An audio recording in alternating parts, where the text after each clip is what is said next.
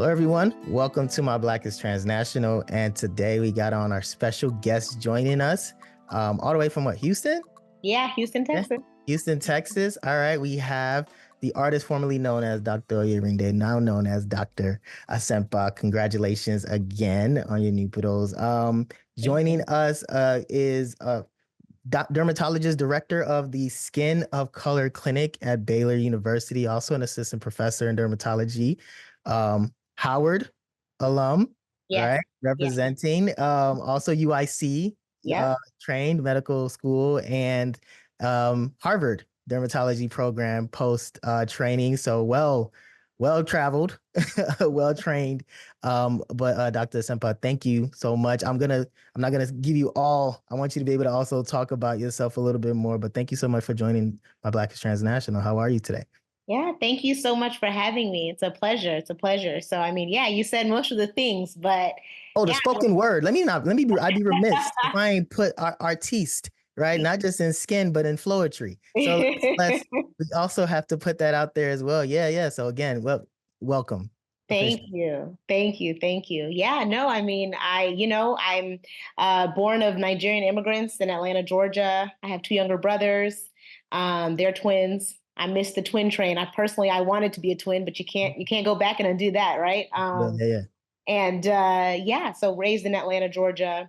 And then when I went off to college at Howard, my parents slowly actually moved back to Nigeria. So I know before the podcast we talked about whether or not our parents go back, but my parents did make the move back to Nigeria.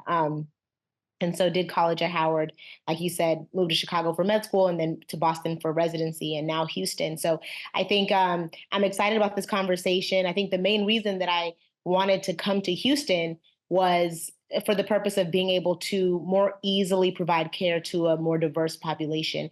Believe it or not, people don't know that Boston actually is a very diverse city. You wouldn't know that. You wouldn't know that because it's very segregated, but it's actually one of the most diverse cities in the country. Wow.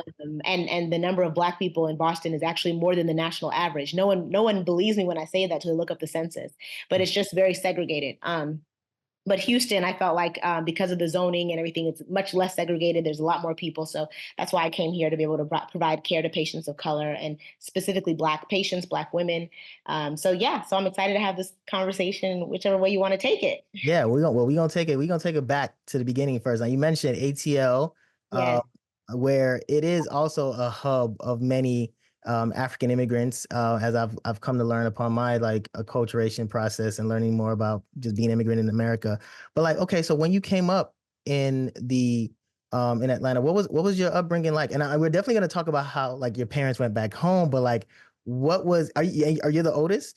I'm the oldest. I'm the oldest. So I'm the only girl. You first? Oh, now Nigerian? Is it both Nigerians? Yes, both parents Nigerian. What tribe? Yoruba. Yoruba. Yeah, okay. Yoruba. Okay. So now, all right. So what was that like coming up in Atlanta? Tell us the beginning. Yeah, I mean, it's so funny. I think it definitely felt like straddling two different worlds because so from a very young age, my parents wanted to put us in a community that was more affluent. So we were initially kind of raised in an area called Marietta, which Marietta is definitely a more predominantly white area than where I ended up spending most of my my time growing up. And my parents tell me different stories about some of the issues that I had in school there. Like in elementary school, I think my mom would braid my hair to go to school and I would come home and I would have pulled out the braids. And I remember as a little girl looking at little white girls and wondering, why is their hair like they have these little cute curls outside of their braids? And why is mine just in this tight braid back, So I remember that from a young age, just wanting to look different. And I think my parents finally had the last straw of us living in that area of town when I think my dad came to pick me up from school one day, and I think I told him, why is it the teacher's always nice to me only when you guys are here, but they're really mean to me when y'all are not around?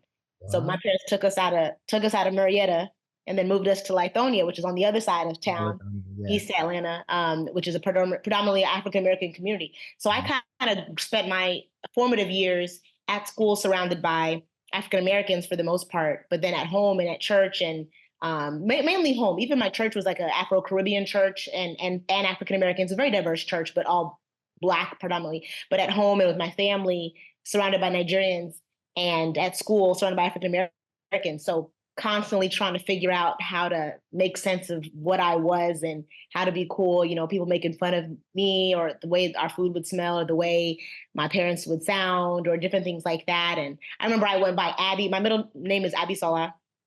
Oh Abby my for God. short. So I in That's middle school I went by Abby to yeah. not be, so all those weird things. But my parents always tried to instill confidence in us and tell us we could do anything, we could be anything. So I think they were trying their best to instill all the important things, but I Mm. don't think they could have fully understood the pressures of being surrounded by African Americans and wanting to kind of fit in that way. But they did a phenomenal job, and it actually wasn't until midway through high school I did a summer program at the University of Michigan, and it was on. It was a summer program for people who were interested in just understanding more about the African diaspora, actually. Mhm. And it was my first time seeing people that had gone to Howard, and they taught us there. And Wow. that's when I knew I had to go to a Black school. So I think there's a lot of different things, but definitely my parents tried their best. They tried their best to So help.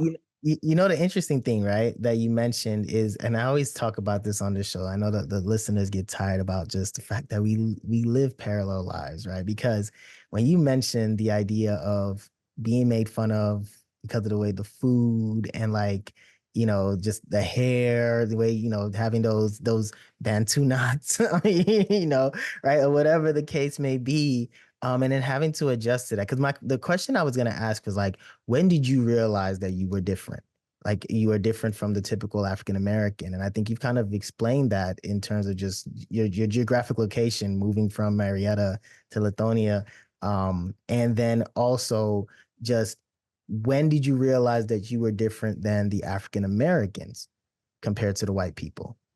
I mean, honestly, I think that I realized it from the very beginning because my parents always told us Mm, we were to behave, and it's not even beyond just being Nigerian, also being Christian, so like we were always kind of told you're supposed to be different, you're right. supposed to be set apart. So that was kind of something that was consistently beat into us. I remember it was probably harder for my brothers, and not beat, sorry, but like No kidding. No kidding. No kidding. help us to understand that. But I think for my brothers especially, because I think about them, it was even more important in the community growing up to have like Jordans and to dress a certain way for men than it was for women. And I remember for my parents being like, y'all can't sag your pants. You guys Mhm. can't do this. You can't do that. You're not going to come home looking like that. Yep. And so I think I could see them even struggling more with the concept of like, well, why can't I just do this thing that looks cool that everyone else is doing? And it's so funny looking back because we're all so different from that now. We all are so much more in line with what our parents are trying to instill in us now than we were then, But I think for me, it was immediate. I remember the kinds of jokes people would make about me. I was darker than most people at school. So people made jokes about my complexion. I remember one particular guy who is now one of my closest friends, but in high school he was a terror to me. And would call me, would make jokes about like, oh, the TV. Look at the TV. Oh, Tay, that looks like you because it's black when it's off. Stuff like that, right? Just little jokes that people can't imagine how much that affects your self-esteem and quality of life. So yeah, those were the kinds of things I remember. Even at church there was a kid who lined me, and I have a poem about this it's one of my most popular poems, but lined me and my five closest friends up and ranked us by bread, basically like the lightest one was white bread and lightly toasted and golden, and got down to me and called me burnt toast, and and it's kind of funny thinking back, but at the time those were things that definitely made me feel different. And I would wonder, why was I so dark? What was it? Why couldn't I be a little lighter? You know, why wasn't my hair a different texture? So yeah, I think I always felt different. Okay. So, but now the language, did your parents speak Yoruba in the household? Did So you? they did speak Yoruba in the household, but we were not required to speak Yoruba back to them. So I know how to read in Yoruba, and I can like Listen, pronounce things and I could hear it, but I can't speak Yoruba, which, I always make fun of them as like, I wish that they had, y'all cheated us, man. They yeah. cheated us, man. They cheated us. Listen, oh my God. Yeah. As an adult now, you start, and me, I have three kids, and I think about that all the time. Like I have the mix of being like Yoruba and Igbo, right? Yeah. I grew up in a Yoruba household, even though my dad is Igbo. Yeah. And like, so I understand Yoruba very well, but Yes. it's a language of confidence, and you have to be able Absolutely. to, Yoruba people are very, you have to, Yes. like Yes. follow me. Like you have to be able to, show more. Like you have to say Yes. it with a way where people I know, feel very like you much have to say so. it. Yes. And so like if you don't say it like that, you're like, what are you talking about? Right. So like, so it definitely requires practice. I always blame my mom about that too. Like, come on, I wish you would have spoke. But now she speaks it to the kids and I'm like, oh wow, okay. So And I mean, and that's my plan. I'm like, yeah, when my husband and I have children, I'm telling, my husband's from Ghana. So okay. I Yeah. already tell like his mom and his siblings, like, y'all can't speak a word of English to my children. Yeah. My parents, my aunts and uncles, y'all can't speak a word of English to my children. So I'm hoping that my kids will at the very least be trilingual. Mhm. Spanish can come later if they get their home languages, right? So Right. that's how I feel about it. Of that, man. So, all right. So now being the oldest, because we know what culture coming up as in a Yoruba household, especially, what was that like for you? And how did that influence your path? And we're going to get into the educational experience and all that, but just starting from the home, like what was that? What did that mean to you? And how did that play a role for how you went about seeing and approaching life being the oldest? Yeah. So, I mean, I definitely felt like I definitely think I was a people pleaser from a young age. Still am, right? Still working through that Mhm. because, of course, my parents expected the best from me. I think they had my brothers when I was, 2 years old. And my dad always tells the story about how he told me and sat me down. I don't remember this, but like, you can't wet the bed anymore. We don't have Mhm. money to get diapers for three of y'all. So diapers for the babies now. And and he always says that was the last time I wet the bed. Right. Wow. And so I Wow. think from a very young age, it was just like, okay, I got to do what mom and dad want. I got to, and my mom always says, I was always the person who just kind of followed the rules, kind of, so I definitely think that was true. And I will say to give my parents a significant amount of credit. They're not necessarily the typical Nigerians in the sense of, they didn't force me to want to be a doctor, all that kind of stuff, which people would assume because I'm a physician. I was gonna ask that too. No, when I was a kid, I wanted to be everything. I wanted to be a clothing designer. I wanted to be a singer. I wanted to write music. I wanted to be an actress. And my parents, they honestly supported all of it. I wanted to be an oceanographer at a point. We would have plays and my parents would sit down and watch my brothers and I act and watch us do concerts. And it really ended up being reading a book by Ben Carson, whatever his politics are now, but at the time, reading Think Big by Ben Carson as a Yep, kid yep, that yep. made me want to be a pediatric neurosurgeon. And they just supported that too. It was one of the list of 10 things I wanted to be. And then as time went on, I leaned into that. But I have to give them significant credit because I hear people talk about, the stereotypes of Nigerian Oh, parents. But yeah. my parents were like, look, you can be whatever you want to be, but you do need to be the best at whatever you're going to do, right? If you decide that want to teach, you're probably going to need to own some schools or create something, right? So basically they were like, whatever you want to do, just be at the top. You need to be the head, not the tail. Mm. So I think that was huge. And there's even pictures of my brothers and I as kids holding books on investing, and we couldn't read those, we could understand those, but they were constantly trying to explain to us that we could definitely be whatever, be billionaires, be whatever. So I think that was an excellent upbringing in that sense. Mm. So They the planted the seeds. They planted the seeds and yeah. they support and continue to water it, which is amazing, which is definitely something that I think many growing up immigrant in African can't really attest to all the time.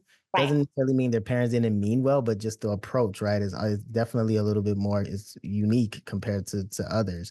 Definitely. And Yeah. you can see it in the fact that, like, I'm a physician, but my two brothers, one of them is in property development, the other one is a tech founder, right? Dropped out of college and started a tech company. So you definitely can see that even though I was a doctor, like, they decided to be, other things. And it's kind of funny too, because I did used to be jealous of them as a kid because I felt like they got a lot more leeway than I did. Mm, Because I was always following the rules and, always yeah. getting straight A's. And Yep. they had their time and they kind of, you Got know, B's and C's and they got to yeah, be kind of messing around. I shouldn't put their business out there, but like, yeah, I think that my parents did an excellent job of trying to push us all to greatness. So I think that's something I'm very blessed by and grateful for in them. yeah, no, that's amazing. And so did you all get a chance to go back to Nigeria as kids? What was your connection to Nigeria and just how strong was that connection for you, or how exposed were you all to the Nigerian culture? I know you mentioned a little bit about the church and stuff, but growing up, how strong was your community when it came to the Nigerian culture and the maintenance? Like, did you all eat Nigerian food? Like, did you all, Yeah. all Yeah. that? So definitely we ate Nigerian food at home. And my cousins, I had a lot of cousins and family in Atlanta. So, I felt like my deepest sense of self was heavily integrated in Nigerian culture. We heard Yoruba every day, on the phone, in person. But then in addition to that, my parents and their friends from college in Nigeria had formed an organization called NANA, Nigerian Adventists of North America. And Ah. so we'd have like this summer camp every summer where all of my parents' friends from college and different people in their community brought all the families together. And that was really formative. First of all, we looked forward to it. I think that their goals was one, to keep us grounded in Nigerian culture. And you've probably heard of different Igbo groups like that and different groups where people are really deliberate about putting you around each other. But then, of course, their other goal was to have us marry each other. Hope to fall in love with some other Of Yoruba, course, because why not? yeah. So I think that was their goal. It didn't necessarily work for me, but it did work for some of our other cousins. I have cousins that met at that camp and that event and with other people and got married. And so it worked for some, it didn't work for others. Yeah. Um, and yeah, so I think in that way we were constantly kind of reinforced that we were, that we came from an excellent heritage. We came from a people who believed in greatness and things like that. So definitely, I felt like I was immersed in the culture in that way. But of course, because of school, and then I know I had mentioned church later on in life, we did go to Nigerian church, but actually for most of my childhood, my church was mostly Caribbean and African American. Mm. So I did feel like I was a part of two separate worlds. Yeah. And Nana, that camp was the only place I felt truly myself, because the other kids were also children of immigrants that were in predominantly African American communities Right. coming into this camp. So we all had the same experiences. We all were being made fun of for the same reasons. We all it was the one place where we were just like, could take a deep breath and just be, Yeah. right? Right. So that was huge growing up to have that experience.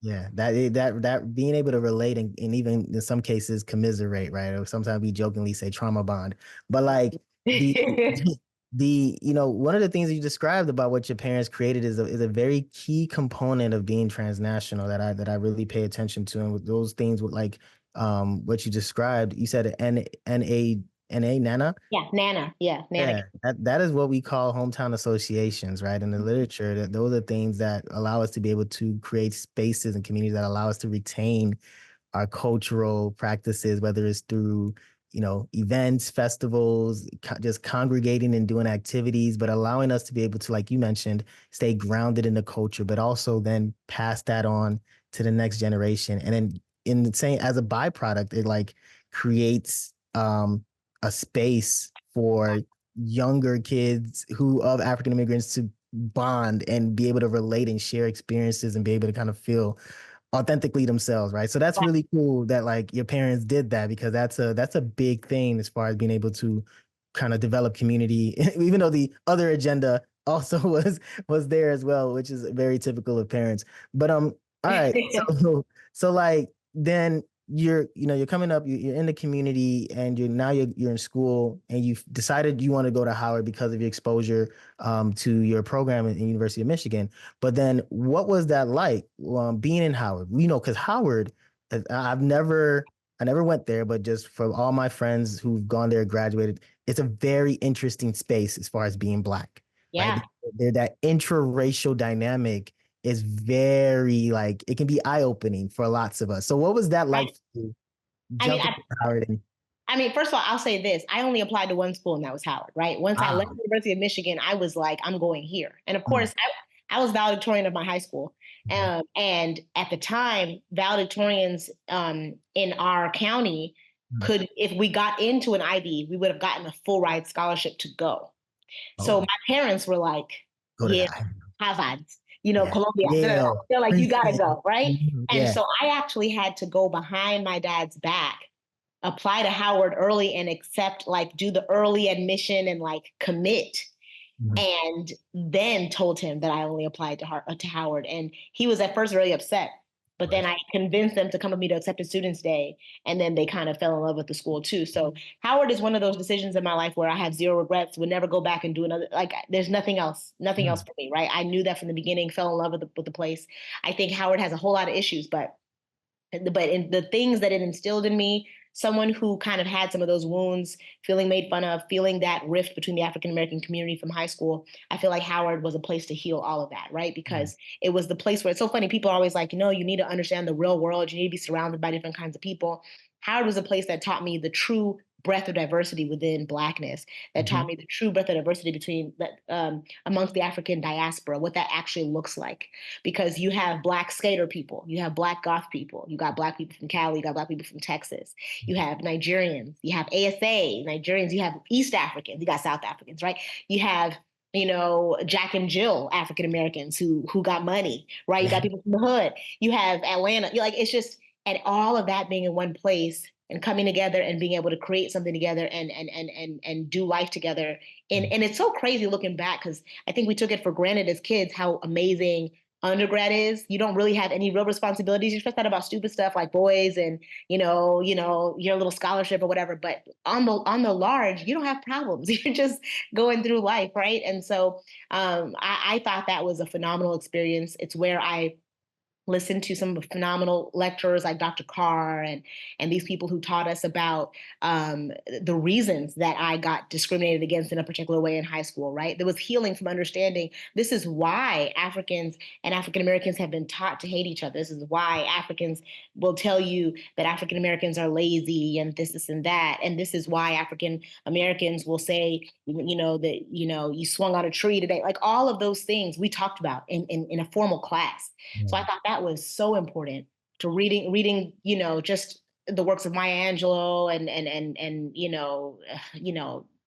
just all these different things and really kind of feeling like I healed in a certain way at Howard. Um, so that was my experience. It was a healing experience personally and an experience where I felt like I could fully be myself.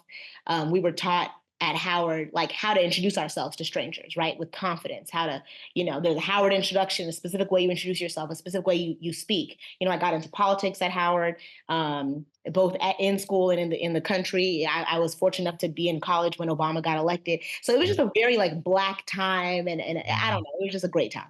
Yeah, I would say definitely an era, like a great Golden era. era. Yeah, golden era for those times, especially my president is Black. Oh my God. Oh, craziness, craziness. But, um, but yeah, so okay, so we'll touch a little bit on just what you mentioned as far as being in Howard and those conversations, especially as far as being, the learning about the dynamic as far as how we African Americans and African immigrants are pitted against each other, and even Absolutely. Caribbeans, right? Like, so what was your initial approach to that, like from your experience coming up to what you learned, and how has that played a role in kind of how you go about doing things now as a professional, or just how you engage the Black community overall? No, absolutely. I mean, it's so funny because even though I told you from a young age, I knew I was different. I still, while knowing I was different, still consider myself African American Right, most of my time growing up.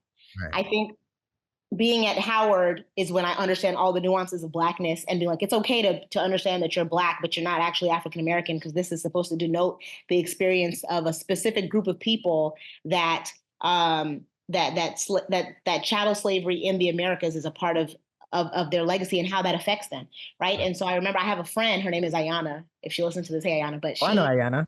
oh, Yeah. okay. She's in So Georgia too, right? right, No, no, Augusta, I think. not now. So Yanni, she's in Florida right now. Oh, okay, yeah, that's right, that's right, right. Okay, okay, yeah. But I remember, and this is a little bit later, it's in med school, but I do think that Howard was the first time I started having some of these thoughts, but just her kind of sitting me down and being like, here are some of the things that I know that you felt hurt by African Americans in school, but here are some of the ways in which we felt hurt by Africans, kind of assuming that we are uneducated or have family members in jail and all this kind of stuff. And even if that is the case, why do you think that's the case? And why is it okay for Africans to come to this country, immigrate to this country on the backs of African Americans who lost their lives to make it a safe enough place? Because Africans wouldn't have come to America if they were still getting lynched, right? If people were getting lynched on a day-to-day basis, Africans would have stayed in Africa until it was safe to come. Obviously, there were some people who immigrated, but by and large, most of our people came when it was a little bit safer to be here. And so just listening to that and hearing that, like a lot of the things that have placed African Americans behind in this country are deliberate, right? We think about just completely deliberate acts on behalf of the US government and other things. And so just having that kind of nuanced conversation as opposed to just assuming that, okay, people are lazy or whatever, and actually being able to go back and have that conversation with my parents, right? And even the conversation of, when you look at immigrants in America, that is the most educated contingent of people leaving Nigeria or other African countries. Cream of the crop. It's a cream of the crop coming here. Even if they were poor in Nigeria, that they had enough hustle to be able to make it, right? Even if they came here, my parents both came here with almost nothing. They were college educated, but they didn't have money. So they were college educated, but so my dad had to, you know, drive a taxi. And my mom had to work in a pizza parlor when they got here, even though they were educated from Nigeria. So that kind of hustle to say, I have a degree, but I'm going to work this kind of a job, that's selecting for a particular type of person. When you're looking at African Americans in this country, you're comparing the entire broad, you know, spectrum of different kinds of experiences. Like, you'd have to compare the average African American to the average Nigerian in Nigeria who hasn't left. And then you'll find more of those similarities that our parents would kind of maybe point out about African Americans. So having all those conversations and then actually bringing that back to my parents and having my parents be, especially my dad, be like, it's so true. You know, I want to change some of the framing that we had discussed around it, right? And again, being grateful for the way in which my parents are able to take information and change their opinions, because not every Nigerian parent can do that. Rare. That is rare.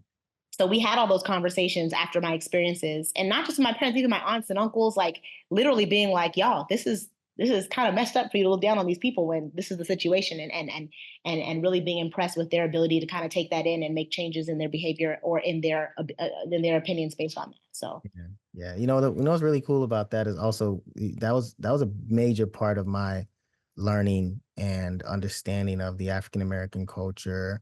I mean, I had to do a lot on my own coming up initially from like 8th grade and then beyond that. Were you born here or were you born in Nigeria? I was born in Nigeria. Right? Born in Nigeria. Yes, I immigrated here when I was about just 97. I was about 8 years old, and then so still trying to figure it out, but going through, you know, grade school and high school. But one of the important things that I learned, you know, coming up was just like you mentioned, as far as people don't understand like the civil rights movement and what that did for opening the doors for African immigrants, right? And then also just not even that, right? But just also when it comes to like, you know, Nigerian Independence Day was yesterday, right? I think about a lot of those people that played a major role in speaking for independence from colonization. We don't necessarily always talk about the influence that they saw from across the waters. 100,000%. Right, in Malcolm X and Martin. They were invigorated. They were invigorated by the civil rights. They were moved, right? Like that was something that was like, well, if they're too, like, and so, you know, and I have a conversation about this with my mentor when we had this conversation. She was like, listen, like African immigrants, yeah, we can sit and come in and try to look down, but the thing about us as African immigrants that we were so docile, right? Based on colonization, we were so docile in terms of just taking whatever was given. And sometimes it shows itself now, like in terms of how we deal with authority and how even some kids, African kids, are raised as far as, you know, respecting authority, like, and not asking questions.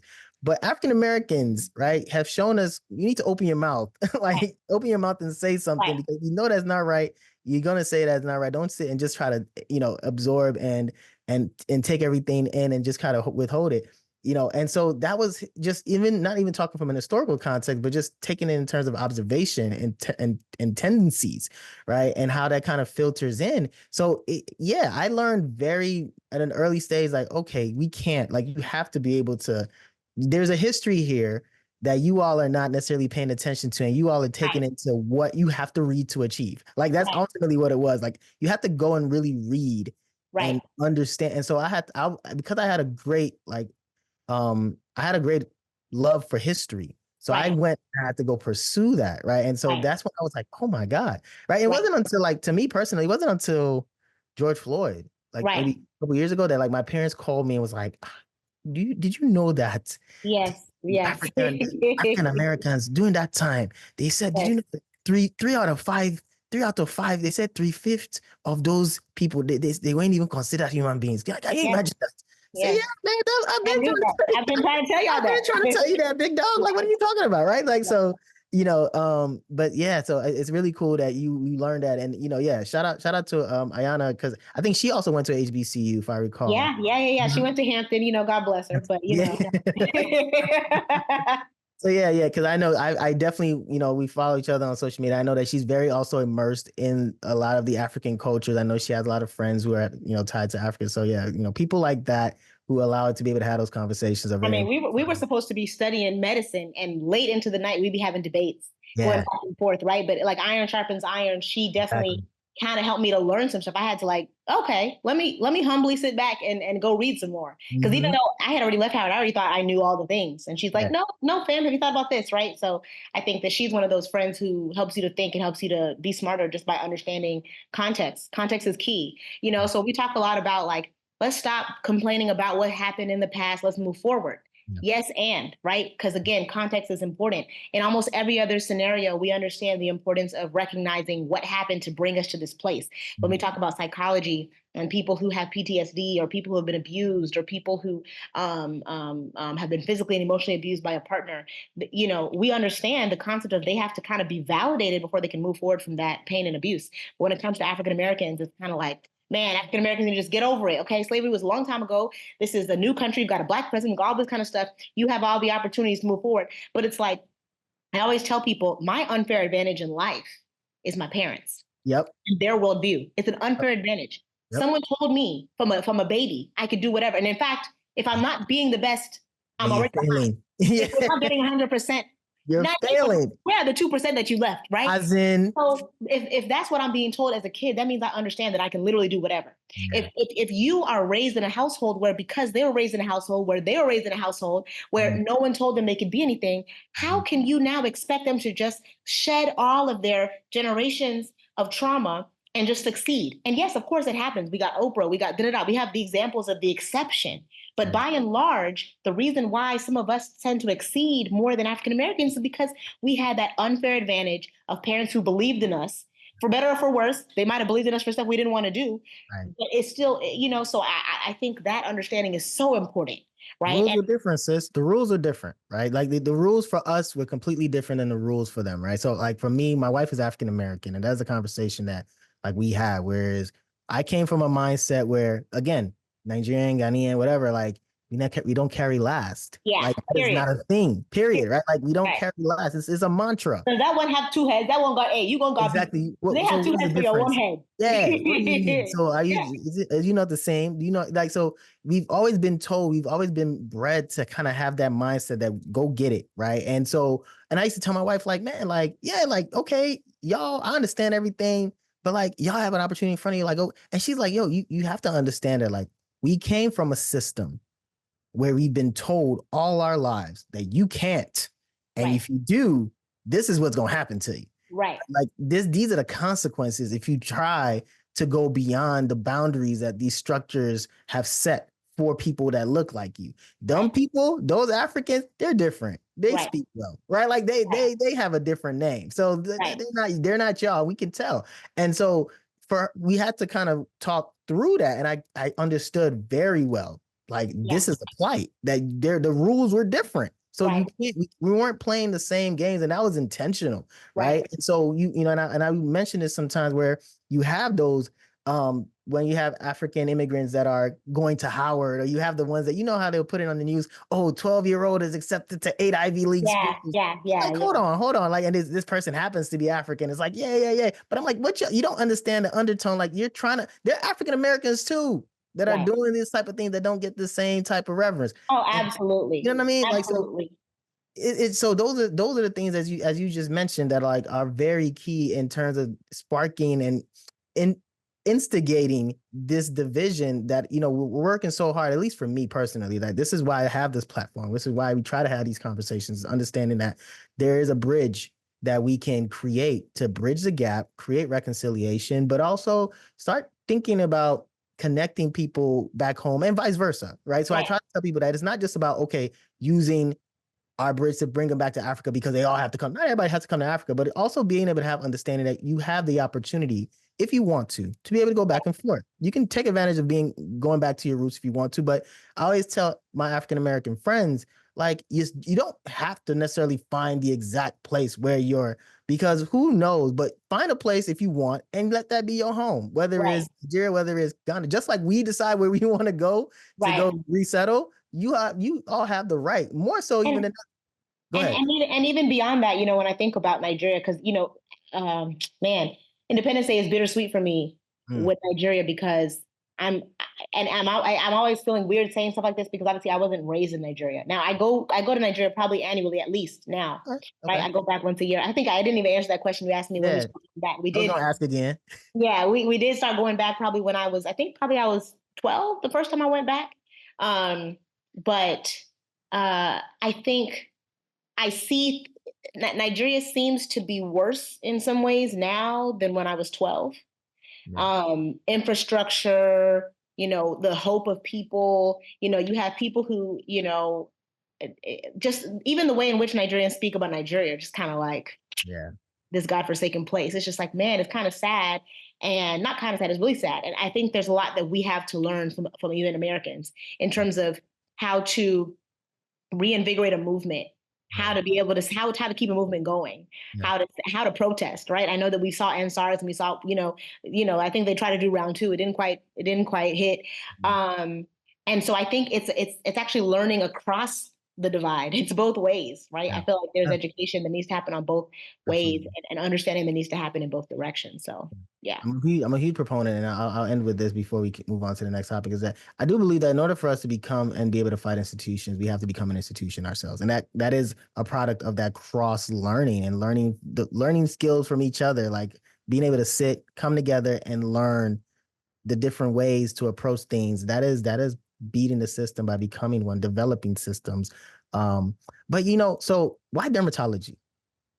Yeah. So, I mean, I went to, I wanted to be a pediatric neurosurgeon as a Yeah. kid. Got to college, was like, not going to do that. That sounds like a lot of work. So, switched to thinking I wanted to just do peds. Got into med schools, like, maybe I want to work with slightly older population, like adolescents. Maybe I think OB-GYN. And then I did my OB-GYN rotation, hated it. Actually, had a resident who was very mean to me Mm. and just was depressed. And so I ended up taking off a year off of medical school and Really? got into the NIH program in Bethesda, National Institutes of Health. And luckily, they pick you based off of your kind of potential to be a researcher as opposed to like your specific topic. So I ended up getting picked for that program before deciding what I wanted to do. And then I got advice from a friend who ended up being my co-resident in the future. Was like, pick a mentor based on how well they're going to mentor you, not based on the topic.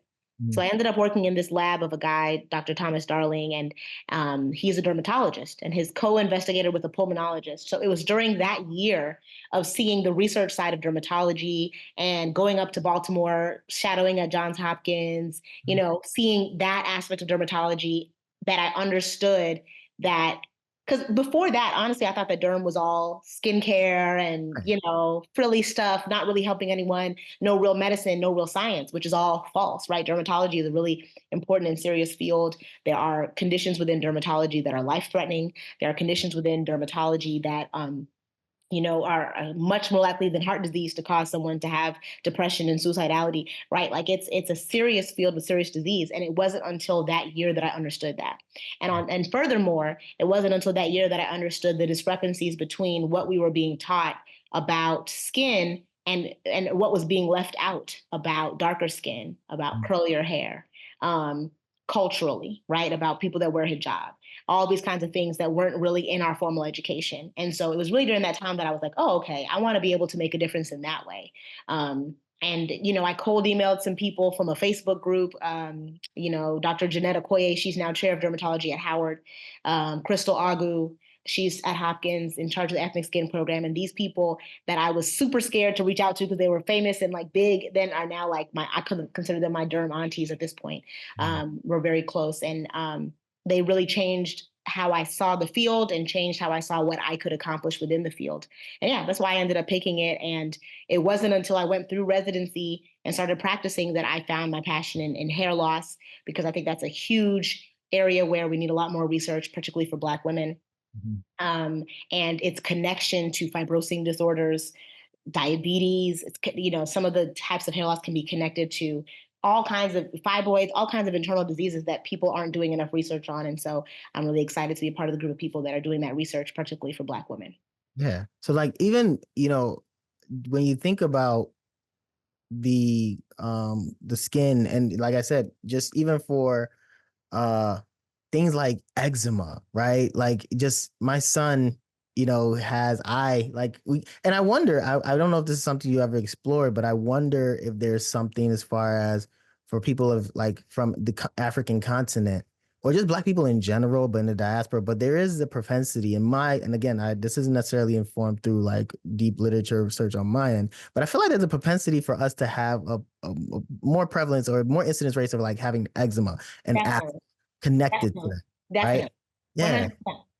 And so you find yourself, when you're working in the community, especially in a place like Houston, right? When Yeah. you're talking about places like hair loss, right? I don't know how often do you find your expertise received by our people, right? Specifically by African immigrants in that area. I definitely want to pick your brain as far as like bleaching and what that happened. Like skin is not always a big topic that's discussed in our community as a major health issue. So I Right. wonder like how you're going about navigating and raising awareness and promoting your work in that community specifically. Yeah. So, I mean, I think at the Baylor program where I'm a faculty, there was really no one that was putting a specific spotlight on skin of color or hair loss or all those things until I got there. Just putting the shingle up, the door, everything flooded, right? I Mhm. mean, people just started coming. We have a super long wait time. People get mad at me for how long it is to get in. And I'm grateful for that because it just means that we're starting to meet a need that it was harder to meet. We do have a lot of Black and Nigerian dermatologists in Houston that are in private practice, but sometimes the insurance structure won't allow those to be covered. Like it won't be covered for certain people. So if you can't pay cash, you might not be able to see some of those phenomenal dermatologists that I'm also close to in the city. So when I first got here, just because of that term, skin of color, the news wanted to come interview me. And just from that news thing on TV, so many people would come, oh, my daughter, I saw you on the TV. My daughter. Um, there's, I have some patients who speak almost only Yoruba that I was like, wow, I'm even able to somehow put things together to explain stuff to them. So there's been actually multiple scenarios in which I'm like, no one else could have provided the care that I just provided to these patients, right? That maybe at least 1/4 of my patients cry just by this opportunity being provided to them to be able to see someone who is focusing on their care. I keep tissues in all my rooms, especially my hair loss patients, right? To be able to have the nuanced conversation about what a sew-in is doing versus what a quick weave might be doing versus what glue. These are conversations that it's really hard for a non-Black provider to be able to have because this information is not in any textbook. So a lot of the information that I'm able to address and thus help make an impact in their care comes from experiential knowledge of just being a Black woman and living this life, as opposed to things that I read in a book.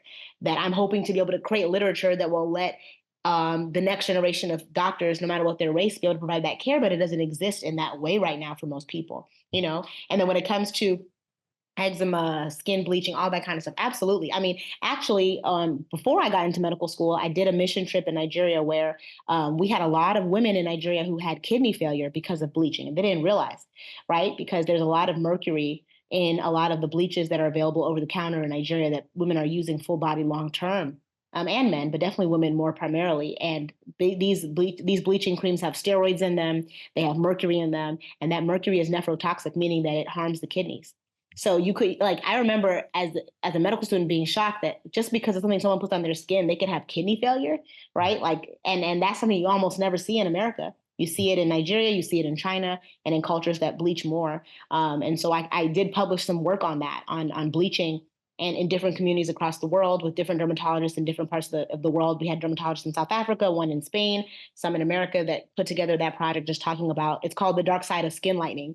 And we published our findings and our suggestions for how to make differences in these communities. So yeah, I've been really passionate about how to affect skin and hair, both in African Americans, but definitely back home as well. Yeah. So okay. So speaking of your passion, we definitely have to talk about this amazing hair project that you got Yeah. going on now. What inspired that? How is that going? What is the plan for that? Like, I'm very excited. I've seen it on Instagram, and I was like, I got to get the tea about all of this. So I'm here for it now. If you let us know what's up.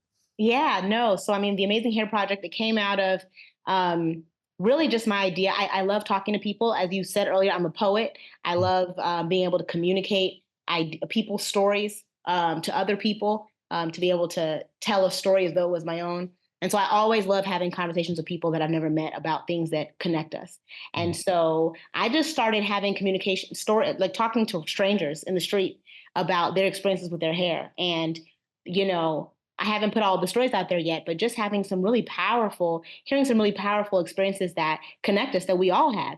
Honestly, even beyond Black women, because obviously most of the women that end up talking to me are Black women. But it's crazy how women of every ethnicity struggle in this way and have significant insecurities surrounding how they present to the world. So I kind of wanted to be able to have those conversations and bring them to others in a way that might teach empathy, right? That might teach sympathy, that might teach us how to understand that there's a lot that connects us, even though there's a lot that divides us. And so I'm excited to see where it goes. I think I have a lot of ideas for it. Some, hopefully a podcast coming at some point, Let me know how I can help. I'm and a here. few other things, so just having these conversations about how the way we present to the world affects our relationships, affects our careers, affects our physical health internally. So it's been exciting, really, just conversations and just learning from other people, and hopefully them learning from me as well. Yeah. No, I mean, I think a lot of the things that you're doing is definitely inspiring. And I think speaking of inspiration, I know that the reason I ran into your page and your work, I know we have some mutual friends, but I know a lot of the things that you were doing initially, even before you started this, was that you were doing a lot of giving a lot of tips on like navigating medical school and navigating Yeah, dermatology, right? And it seems like yeah, you love to mentor and yeah. assist. So like what inspired that particular passion for you? Because that seems to be a big deal for you. Yeah, I mean, I think I wouldn't be where I am without the people who kind of gave me the tea, right? And so I think that's what it comes down to. Sometimes I get really frustrated because my biggest passion is helping Black people, especially Black women, get to where I'm at and go further than me. So Right. sometimes I see what people are putting out and I'm like, nah, you got to be better than that, right? And then I have to remind myself, hey, remember, you have that unfair advantage. You have people that told you. So I say, okay, let me try to be that unfair advantage to other people. So that's basically what it comes down to. I think I mentioned that when I was in Maryland doing the NIH research, I was able to cold email Crystal Agu and Janetta Koye, and they gave me a roadmap that I wouldn't have gotten if I didn't cold email them, right? And so I'm like, how can I be that same way to other people? Because I know that, yeah, if someone can look at my life and say, oh, you're so successful, you've done all these things. But every step along the way, there was someone telling me, hey, this is a good thing for you to do. Hey, this is this opportunity, right? In fact, Dr. Okoye ended up being, I tell people there's a difference between an advisor, a mentor, and then a sponsor, right? Because a sponsor has the power to be able to literally pull you up into opportunities themselves. And that she was that person for me. I never asked her to be, right? But she became that person for me just because I was in her face. I was present. She gave me feedback, and I implemented it immediately with fervor, right? And so I always try to tell my students, like, if I tell you something, don't meet me again without having done it, right? Like, Yeah. those are the things that encourage people to be really passionate about you and about pulling you up into where they are. So yeah, I have open office hours. If anyone's listening to this, basically, if you DM me, I'll send you my Calendly link. I have scheduled office hours where weekly I have my little moments where people can come and have a 30-minute chat with me about whatever they want to accomplish, particularly within medicine and dermatology. So yeah. That's amazing. And I definitely hope that people who are listening and are interested take advantage of it because it's definitely the lift as we climb, right? I definitely believe in that as well. My philosophy is greater than yourself. I want Yeah. anyone that's coming after me to be better than me, right? Because Yeah. I understand that as you get better, then you're lifting me up and we're all moving together and progressing. So that's dope. All right. So I definitely got to talk about poetry. And then we Yeah. got to talk about your new Ghanaian connection, Yeah. right? And so poetry, like what is that to you, right? You were doing the complete opposite of medicine and all that. So you're able to add clinical life, but you also now have an artistic side. So like how long have you been doing that? Where did you discover it? Like, and how do you when do you Yeah. find time to do all of that? I know. Yeah. So I have technically been writing since I was like 3 years old. I have a book of songs, but at the time I wanted to be a singer. So I think I Mm-hmm. mentioned to you that was something I wanted to do. So I used to write songs and perform them for my parents. And then I started writing poetry in high school when I was, in high school, you're always going through something, your first love, your first heartbreak. So I started writing poetry. And it wasn't until I got to college at Howard, there was something called Sunday Ciphers. I wonder if it's even still going on. Maybe not. But in Drew Hall, which was the freshman guys' dorm in the basement on Sunday nights, you would have 150 college students cram ourselves into that tight, hot basement and spit poetry. And I remember that was the first time that I saw people memorize their poems, right? Because I used to write mine down, but they memorized it and would perform it. And I remember just being floored at the fact that people could memorize multiple poems every week, a different poem, and they knew them all by heart.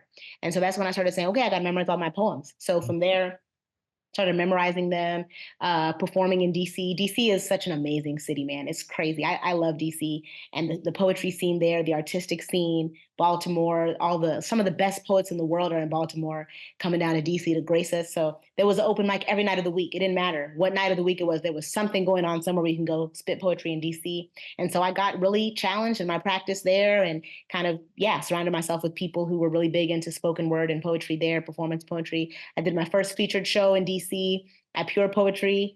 And that was a crazy moment, probably one of the best moments of my life, like a booked out show where people come to see you perform. I had a 20-minute set. I sang and I did poetry at that set. And so it just kind of really invigorated me. So I still do open mics when I can. And then if people book me for shows, I've been booked for for festivals. And I think I did a festival in Dallas last year, the Afro Fest, and different things like that whenever people want me to come.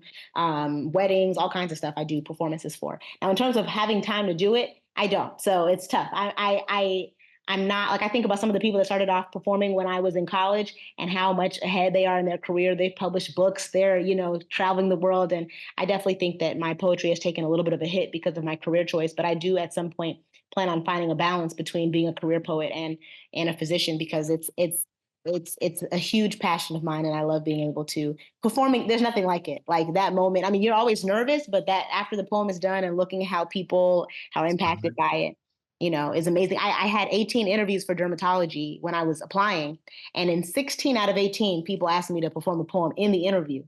What? It's crazy. People cared more about that than my research. You know what I mean? And so it's I think it's just an awesome way to help humans understand other humans is poetry. So yeah, so that's how I got into it, and yeah, I still do it. Anyone wants to book me, book me. Put it out there. But okay, so you never watched Deaf Poetry? Like Oh, coming of up? course. Oh, of Okay, course. because I'm like, man, people memorizing like that was the first No, but time. the thing is that I didn't watch deaf poetry until seeing what I saw at Howard. It wasn't Ah, something that I saw growing up. It wasn't something that I saw at school. It yeah. wasn't until Howard. So the Howard also had like the poetry cipher every year for homecoming. Mhm. So I never got to perform at the poetry cipher. I wasn't that good at the time. Okay. So I wish I could go back and maybe they'll if they still do the poetry cipher, I can come back and perform as an adult. But at that time when I was practicing, then I would go watch Def Poetry Jam and try to like be like them. But no, I didn't watch it while it was like live and popping. So who was your favorite poet or spoken word artist that like inspired you or really got you to be like, man, I like this flow, I like this style, and I Yeah, definitely man, there are so many. I'd say right now, Rudy Francisco is like one of my faves of all time. I think the way that two things about him, the way that he writes and the way he performs is very different than the typical spoken word poet. There's a spoken word poet tone of voice where people talk like this and da da da, and he doesn't do that, right? He's his own guy, he's his own person. So I love his works. Every single line that he writes cuts deep to the heart. So he's probably my favorite poet at this particular point in time. But then there are people who, when I was coming up, that I think I wanted to be like, Orville the poet. He's the person who got me my first feature at Pure Poetry. He still runs that poetry show in DC. My friend Breon Gill from Howard, she just got her poet laureate for the state of Maryland. So people like that I think are phenomenal. yeah. All right, that is dope.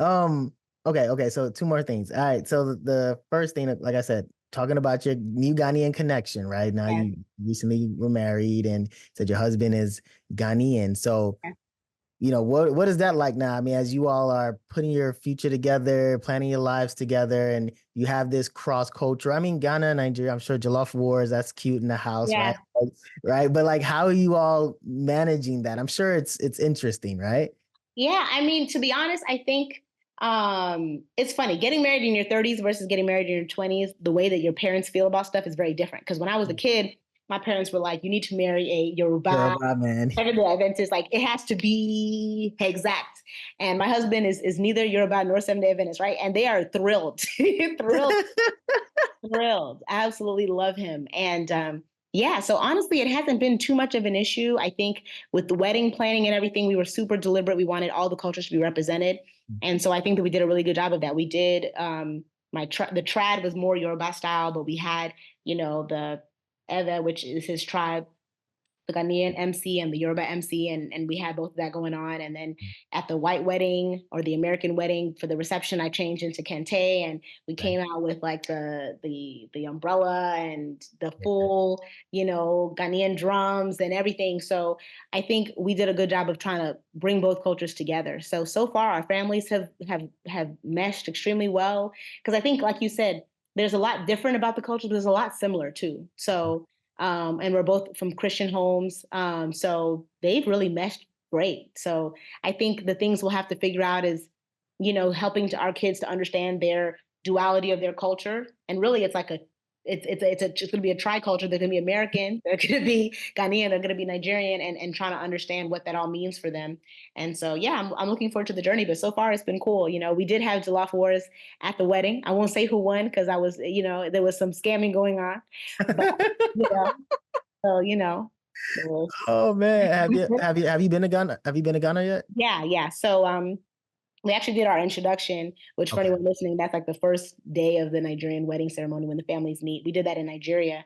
But before we did the introduction, I went to Ghana to meet his family and then bring them to Nigeria in person. So basically, anytime we go to Nigeria now, we'll go to Ghana both and reverse. So That is awesome, man. That you are definitely living like the full-fledged like transnational experience, just being that connected to Nigeria, America, to Ghana now, right? And then favorite food. We gotta figure out what's your favorite African food. You can give me your top three if you want, but like look, even though I'm married to a Ghanaian, I still stand firmly on Niger jollof is the best. We have smoke with it, period. Like, they don't, it's not quite as smoky for these people, but no, honestly, I have tasted phenomenal Ghanaian jollof since I have been introduced to T, my husband's family. And so there's amazing Ghana jollof, but Niger jollof is still my number one. I still love, Nigerian chicken and hen and stew with hen. And I love eba, which they used to make fun of me as a kid because apparently it's poor man. man's food, but I will Everybody's mess Gary, up, girl. mess up, right? Right now, in the kitchen, right Yeah, now, there's a period. bag I of know. Gary. There's a bag of Gary in my Oh, I kitchen got some right right now. here in the cabinet. Like, I'm telling you, I I will don't mess it play. up. Yeah, I will mess it up. I So, can eat it with some ewedu and some yes, period, man. Oh, period, don't play with period. me. And Yeah. it's funny, at the wedding we also had like a hot bar for amala and all the different. It was just amazing. So and those are foods I didn't like as a kid. Now as an adult, I appreciate the flavor and everything like that. So I still say Nigerian food is my number one forever. But I've come to appreciate some good Ghanaian food too. That's so cool. Yeah, no, the Gary, like I soak Gary. I drink Gary. I eat it with stew if necessary. Jollof rice is fine, but rice, I don't know. To me, I love rice and stew. Like Yeah, that's just my thing. period. That's Especially if there's classic. some fried plantain on the side, like, and it was ripe when it was fried. Oh my God. You're That's all talking you about need. I'm telling you. But yeah, no. So okay, so to wrap things up, because I've definitely taken up more than enough of your time. I always try to ask my guests to jump on the show. I mean, you've shared a lot about your experiences, and I think you've graced us with a lot of knowledge and insight about your background. But like, what do you want your legacy to be?